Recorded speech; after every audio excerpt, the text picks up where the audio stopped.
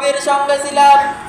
হযরত আনাস রাদিয়াল্লাহু তাআলা আনহু বলে 10টা বছর নবীকে আমি খেদমত করেছি। এই 10টা বছর নবীর সঙ্গে থেকে আমি যা যা করেছি, বিশ্বনবী মুহাম্মদুর রাসূলুল্লাহ একটা দিনের জন্য কথাটা পর্যন্ত আমার আনাসকে বলে নাই। বলেন সুবহানাল্লাহ।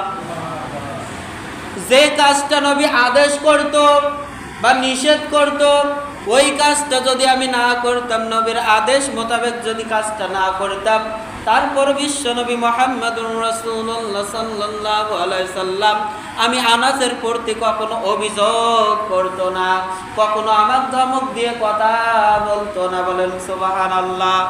তাইলে নবীর চরিত্রটা কি রকম ছিল একবার ভেবে দেখেন।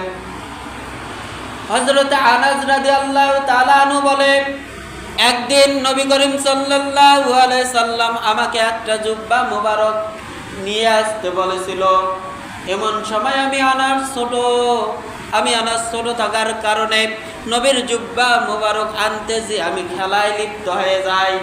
আমি খেলায় লিপ্ত হয়ে যে নবীর এই জুব্বা মোবারক আনার কথা পর্যন্ত আমি বলে যাই। বিশ্বনবী মুহাম্মদুর রাসূলুল্লাহ সাল্লাল্লাহু আলাইহি সাল্লাম অনেকক্ষণ যখন দেরি করলেন, দেরি করার পরে দেখে আনাসের কোনো খবর নাই, আনাস আর আসে না। বিশ্বনবী মুহাম্মদুর রাসূলুল্লাহ সাল্লাল্লাহু আলাইহি সাল্লাম নিজেই চলে গেলেন ওই জুব্বা মুবারক নেওয়ার জন্য। জুব্বা মুবারক নিতে যে দেখতেছে আনাস খেলায় লিপ্ত হয়ে গেছে। আনাস কি হয়েছে? খেলায় লিপ্ত হয়ে গেছে। আনাস যখন লক্ষ্য করে দেখে নবী করিম সাল্লাল্লাহু আলাইহি সাল্লাম আনাসের পাশে দাঁড়িয়ে আছে। আনাস নবীকে দেখে চিন্তা করে, আরে এই যে নবী আমার জুব্বা মুবারক আনতে পাঠিয়ে দিয়েছিল, আমি তো জুব্বা মুবারক নিয়ে আসি নাই।